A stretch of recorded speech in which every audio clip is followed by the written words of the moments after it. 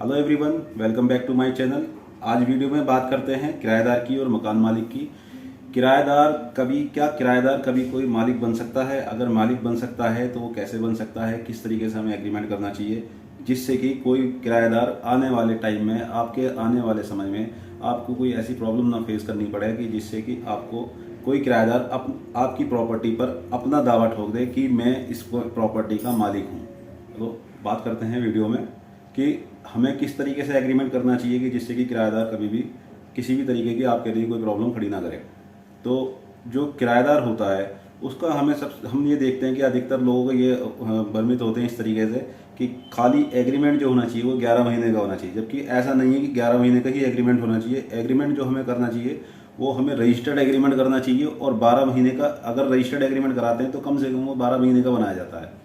और लोग बाग क्या करते हैं कि रजिस्ट्रेशन जो रजिस्टर्ड एग्रीमेंट होता है वो 12 महीने से कम का बनता नहीं।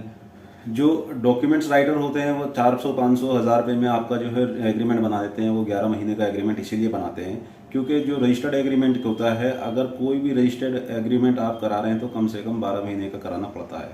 तो अगर आप नोटराइज एग्रीमेंट कराते हैं तो वो 11 महीने का इसीलिए कराते हैं क्योंकि अगर वो 12 महीने का करेंगे या 12 महीने से ज़्यादा करेंगे तो वो एग्रीमेंट उनको रजिस्टर्ड कराना पड़ेगा।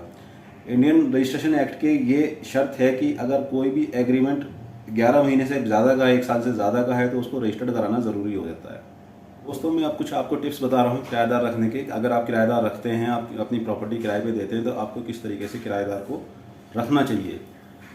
सबसे पहले तो जो किराएदार आपके पास आया आपकी प्रॉपर्टी को किराए पर लेने के लिए, उसकी सबसे पहले वो कहाँ से आया, किस प्रॉपर्टी में से उसने वो पहले कहाँ किराए पे रहता था, उसका ये पता लगाएं। और वहाँ जा करके उसका जो प्रॉपर्टी का ओनर या मालिक है उससे पता करें कि ये जो व्यक्ति है इसके ऊपर कोई क्रिमिनल केस तो नहीं है, ये क्या काम करता था और ये किराया समय पे देता था या नहीं देता था। जब आपको ये सारी बातें मालूम हो जाएँ उसके बाद आप ये करें कि उसका सबसे पहले पुलिस वेरिफिकेशन कराएं। तो उससे आपको ये पता चल जाएगा अगर उस पर कोई क्रिमिनल हिस्ट्री होगी या कोई भी उस पर केस चल रहा होगा तो वो आपको पता चल जाएगा कि पुलिस में कि हाँ ये क्रिमिनल टाइप का तो नहीं है, किसी ऐसा तो नहीं है जो प्रॉपर्टी पे केस कर देते हों और पैसा ले करके मकानों को खाली करते हों। तो ये भी आपकी एक चीज़ क्लियर हो जाएगी।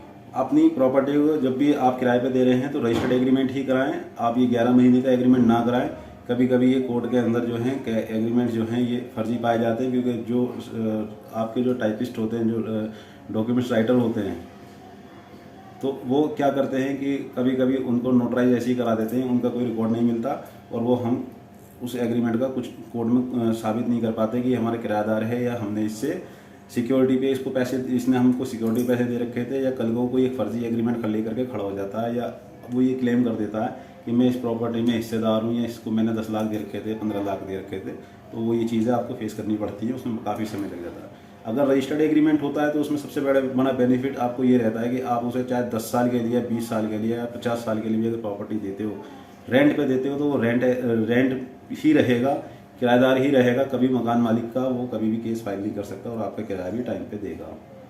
5वीं बात मैं आपको ये बता रहा हूँ कि अगर आप उससे 10,000 या 15,000 रुपये किराया दे रहे हैं तो उसकी आप उसको स्लिप दें।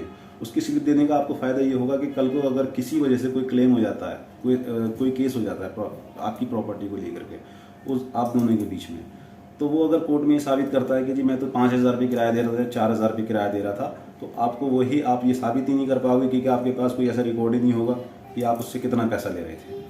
तो उस सब से बचने के लिए उसको रेंट की जो स्लिप होती है, जैसे मान लो आप 10,000 रुपये उससे ले रहे हैं तो आप 10,000 रुपये की ही स्लिप दो। कभी भी ऐसा ना करो कि 10,000 ले रहे हो और 2,000 रुपये की स्लिप दे रहे हो।